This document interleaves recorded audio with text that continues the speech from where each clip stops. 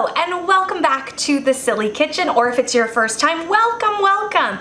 Today it is all about stuffed chicken breasts. Now, I see stuffed chicken in the grocery stores, in the frozen aisle. You can buy them breaded, and then I see it on restaurant menus all the time.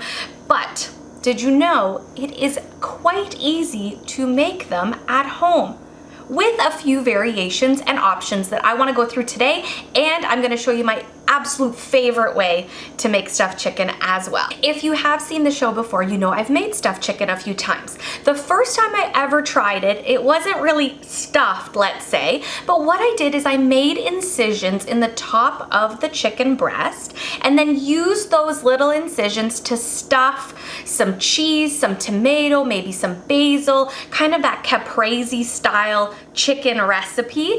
And that's what I did with a simple incision. Now, in that way, you are going to leave everything open, so some of that cheese might flow out and you're going to get some of those juices from the tomatoes floating out into your pan, which is absolutely just fine. I'm telling you, that recipe is delish, and I would make it again in a heartbeat. I will link it in the description below so that if you want to try sort of the sliced version of stuffed chicken, it is there for you.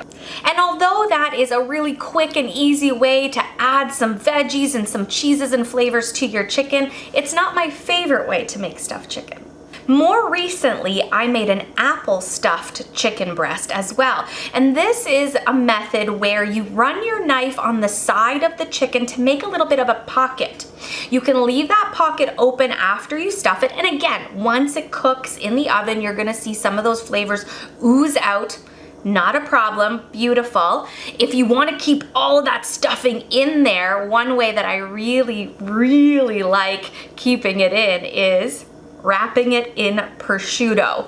It's an easy way to do it, less calories than bacon, although bacon is a great option, but it just helps hold everything together in the oven. All right, so that's two options for you to try at home, both super easy, delicious, and what you put inside the chicken is completely up to you. There are so many variations, but today I am telling you my favorite way to do it. Now, this one takes a little tiny bit more labor than the first two, but I'm telling you it is worth it.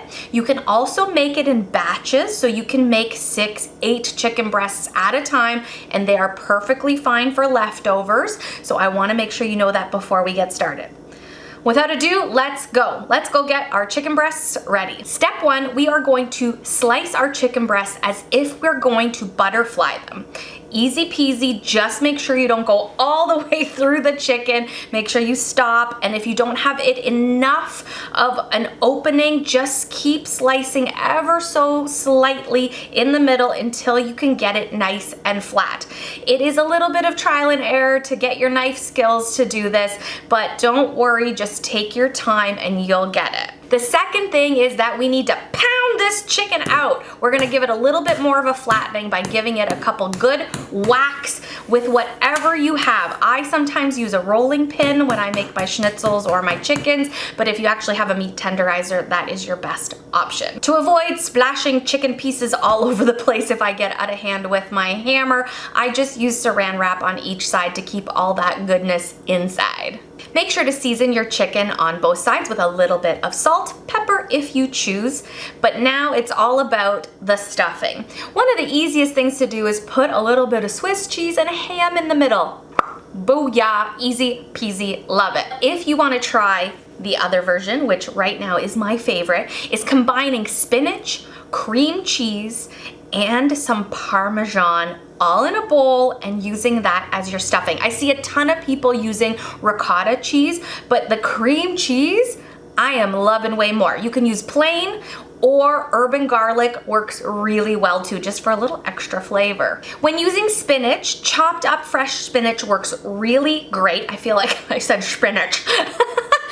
Chopped fresh spinach works really great, but if you have the frozen stuff, thaw it out. Try to get some of the moisture out of that spinach when it thaws, if you want to use a cheesecloth or something like that. If you still feel like the consistency is a little bit too wet, add a little bit of breadcrumbs as a tip to soak in some of that moisture so you don't have an oozy watery filling inside. That's one tip that I've tried with sort of trial and error with these chickens and stuffing. Now you're ready for the fun part. Put that stuffing in the middle of your chicken and roll it up like a burrito. Okay, maybe not quite like a burrito, but as best as you can, take the top over the filling and then just give it a nice tight roll. You don't need to worry about closing the ends if you don't want. Yes, some of it might ooze out because cheese is melty, but again, an option here is wrapping it with prosciutto. With or without prosciutto works absolutely perfect. I've done it both ways multiple times.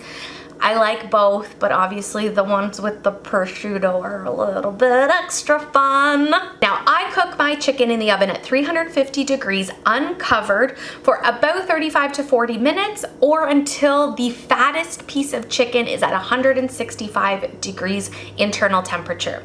Like I said, when you take it out of the oven, it is perfect and ready to go. And while it's in the oven, you can make your sides, your salads, your potatoes, whatever you want to have with it. It's perfect that it's in there for that 30 to 35 minutes because that's enough time to make your side dishes. Do yourself a favor and make extra so that you can have it again the next day for lunch maybe or for dinner.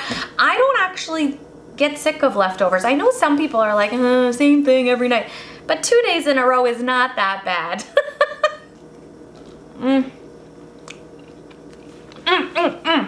You have to try this recipe at home. You have to.